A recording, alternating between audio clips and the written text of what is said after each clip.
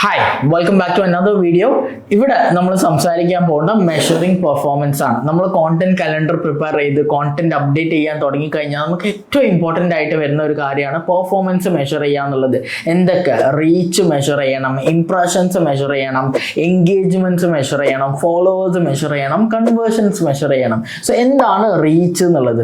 Reach എന്ന് വെച്ച് കഴിഞ്ഞാൽ total number of people who see your content. നിങ്ങളെ കണ്ടന്റ് ഏറ്റവും കൂടുതൽ അല്ലെങ്കിൽ എത്ര നമ്പേഴ്സ് ഓഫ് ആൾക്കാരാണ് കണ്ടത്, അതാണ് reach.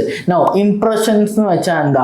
Total number of unique visitors. എൻ്റെ റീച്ച് 1000 ആണെങ്കിൽ ചിലപ്പോൾ ഇംപ്രഷൻസ് 500 അതിൽ കുറവായിരിക്കും. ഞാൻ ഒരു 500 ആൾക്കാർ വീണ്ടും എൻ്റെ പ്രാവശ്യം പ്രൊഡക്റ്റ് കണ്ടിട്ടുണ്ടെങ്കിൽ റീച്ച് 1000 ആയിരിക്കും, പക്ഷെ ഇംപ്രഷൻസ് യുണീക്ക് വിസിറ്റേഴ്സ് കണ്ടത് 500 ഉള്ളൂ. സോ ഇതാണ് റീച്ചും ഇംപ്രഷനും തമ്മിലുള്ള വ്യത്യാസം. ഞാൻ ഒന്നുകൂടി പറയാം.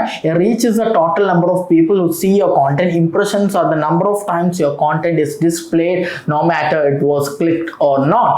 ഇനി അടുത്ത ഇമ്പോർട്ടൻറ്റ് മെട്രിക് എന്ന് പറയുന്നത് എൻഗേജ്മെന്റ്സ് ആണ്. അതായത് നമ്മളെ പോസ്റ്റിലേക്ക് എത്ര ലൈക്സ് കിട്ടുന്നു, എത്ര കമന്റ്സ് കിട്ടുന്നു, എത്ര സേവ്സ് കിട്ടുന്നു, ഇങ്ങനെ ഏതെങ്കിലും ഒരു ടൈപ്പ് ഓഫ് എൻഗേജ്മെന്റ്സ് നമ്മൾ നോക്കലാണ് എൻഗേജ്മെന്റ് റേഷ്യോ എന്ന് പറയുന്നത്. ഒരു ഗുഡ് സോഷ്യൽ മീഡിയ അക്കൗണ്ടിന് engagement should be anywhere between 5% മുതൽ 20% വരെ എൻഗേജ്മെന്റ്സ് ഉണ്ടാകും. നമ്മളെ ഫോളോവേഴ്സ് കൂടുന്നവർക്ക് എൻഗേജ്മെന്റ്സ് കുറയും, നോർമലി അങ്ങനെയാണ്.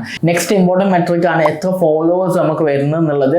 ഫൈനലായിട്ട് നമ്മൾ നോക്കേണ്ട ഒരു മെട്രിക് ആണ് കൺവേർഷൻസ്. എത്ര സെയിൽസ് ആയിട്ട് നമ്മളുള്ള ഫോളോവേഴ്സിൽ എത്ര ആൾക്കാർ സെയിൽസ് ആയിട്ട് മാറുന്നു, അല്ലെങ്കിൽ എത്ര ലീഡ്സ് നമുക്ക് ജനറേറ്റ് ചെയ്യാൻ പറ്റുന്നു സോഷ്യൽ മീഡിയയിലൂടെ, എത്ര എൻക്വയറീസ് ജനറേറ്റ് ചെയ്യാൻ പറ്റുന്നത്. സോ ഈ പെർഫോമൻസ് ഒക്കെ നമ്മൾ എല്ലാ മന്തും മെഷർ ചെയ്യൽ വെരി ഇമ്പോർട്ടൻ്റ് ആണ്. ഇങ്ങനെ മെഷർ ചെയ്ത് കഴിഞ്ഞാൽ മാത്രം നമുക്കറിയാം എന്താണ് ഇവിടെ വർക്ക് ആവുന്നത്, എന്താണ് വർക്ക് ആവാത്തത്. ആ വർക്ക് ആവുന്നത് വീണ്ടും വീണ്ടും ചെയ്യാനും വർക്ക് ആവാത്തത് ഒഴിവാക്കാനും ഒക്കെ നമുക്ക് ഡെസിഷൻസ് എടുക്കാൻ പറ്റുക only when you measure the performance of your social media.